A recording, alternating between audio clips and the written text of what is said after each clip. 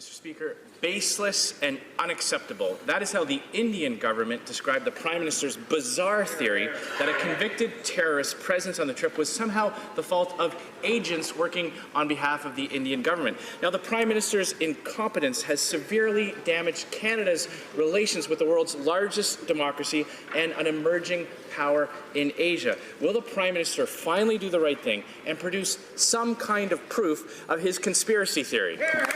Honorable Prime Minister. Absolutely.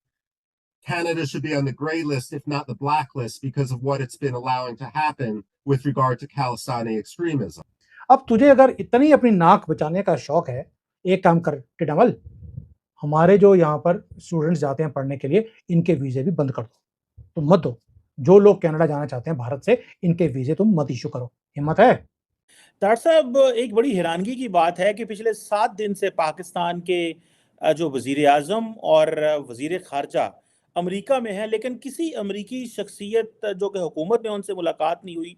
Pentagon की x official का कहना है, पेंटागन की एक्स ऑफिशियल तो पूरा भारत के सपोर्ट में खड़े हुए और बोल रहे हैं कि कनाडा को ग्रे लिस्ट में या फिर ब्लैक लिस्ट में डाल दिया जाए।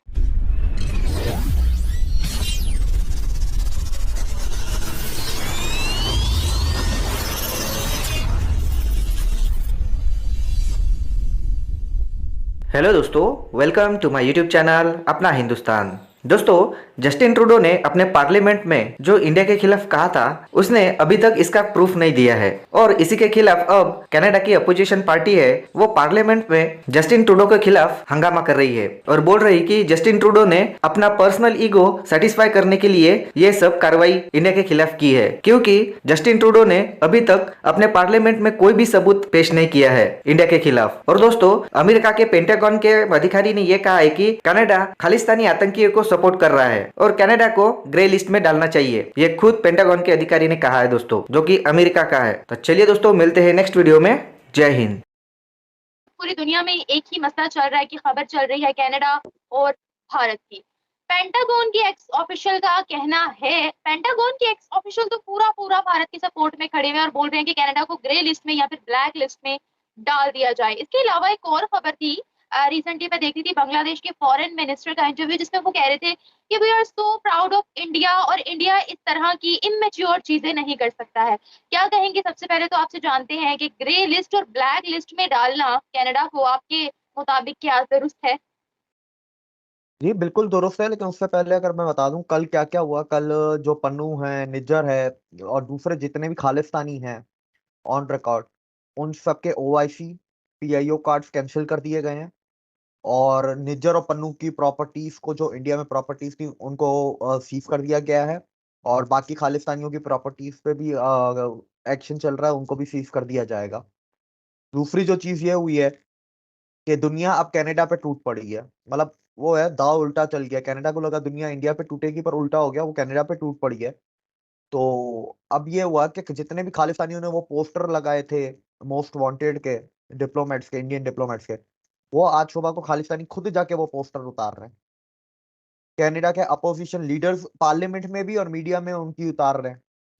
अच्छा, कल की अगर बात देखें कि कल जेलेंस्की के वो गालियां दे रहे थे। अब जाहिर सी बात है, मैं आपके चैनल पे वो बोल नहीं सकता, अमेरिका में वो बहुत कॉमन है, ठीक है। तो वो गालियां दे रहे थे कि तुम लिख लो यहाँ से, तुम देशद्रोही हो, तुम दोनों लिख लो।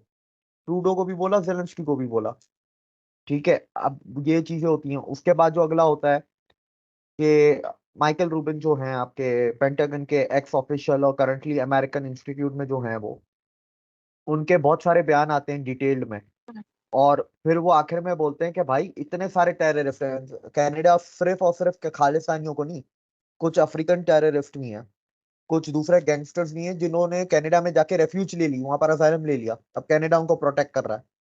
तो ये इधर सिर्फ इंडिया की बात नहीं है, दुनिया कनाडा के वो पुराने गड़े हुए मुर्दे भी उखाड़ रही है।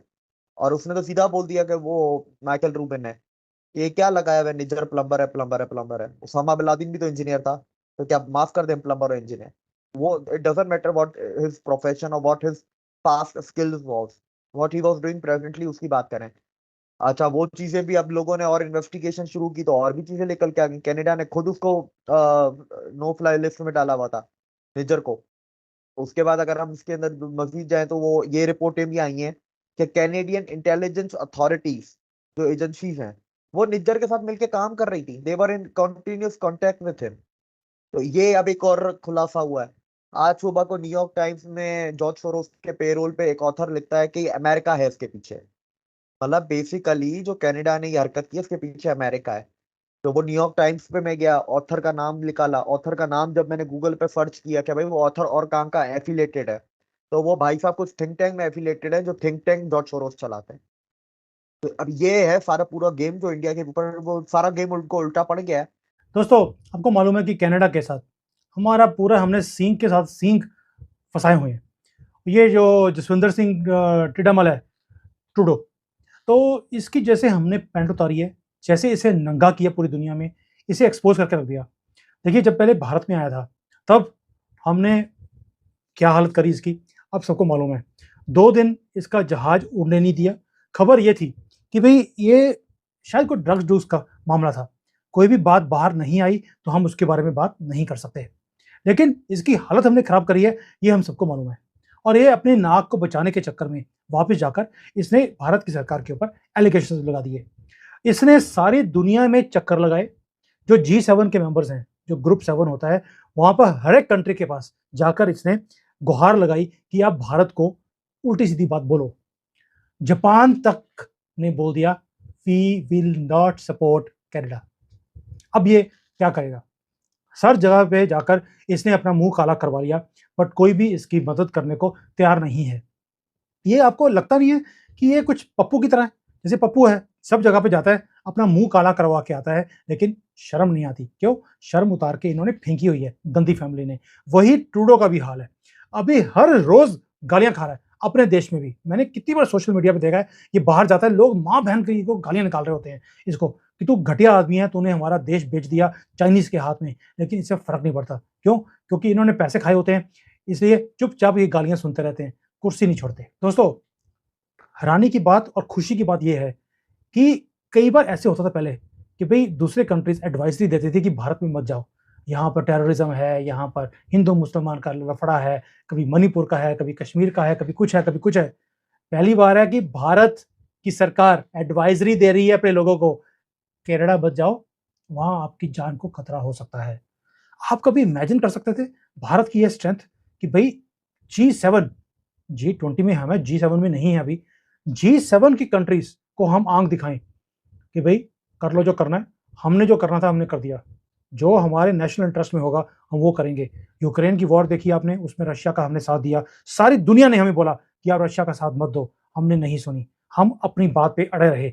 और ये जो स्ट्रेंथ है, ये हमने कभी सोचा नहीं था कि भारत की सरकार कभी कर सकती है। चलिए अब बात करते हैं टिडामल की। टिडामल ने बोला कि भाई हम जो है खालिस्तानियों को सपोर्ट इसलिए कर रहे हैं क्योंकि हमारे कंट्री में फ्रीडम ऑफ स्पीच है। मान लिया आपके कंट्री में फ्रीडम ऑफ स्पीच है, अब लड़ाई तुमने शुरू करी है, खत्म हम करेंगे। लड़ाई तुमने शुरू करी फ्रीडम ऑफ स्पीच से, हमने क्या किया? तुम्हारे लोगों के वीजे कैंसिल कर दिए, कैनेडियंस के, और दोबारा वीजा अभी इशू नहीं होगा। हमने अपनी एम्बेसीज को बोल दिया वीजा का जो है काउंटर है वो बंद कर दो। और जिन जिन लोगों को OCI कार्ड दिया हुआ था उनके OCI कार्ड भी कैंसिल कर दिए गए हैं। अब तुझे अगर इतनी अपनी नाक बचाने का शौक है, एक काम कर टिडामल, हमारे जो यहाँ पर स्टूडेंट्स जाते हैं पढ़ने के लिए, इनके वीजे भी बंद कर दो, तुम मत दो। जो लोग कनाडा जाना चाहते हैं भारत से, इनके वीजे तुम मत इशू करो। हिम्मत है? और तेरी जो इकोनॉमी है ना, उसका पट्टा बैठ जाना है, और तुझे भी मालूम है इस बात का। इसलिए तुम अपनी नाक बचाने के चक्कर में बाकी सब तो कम कर रहे हो, ये भी करके देख लो एक बार, वीजे भर दो।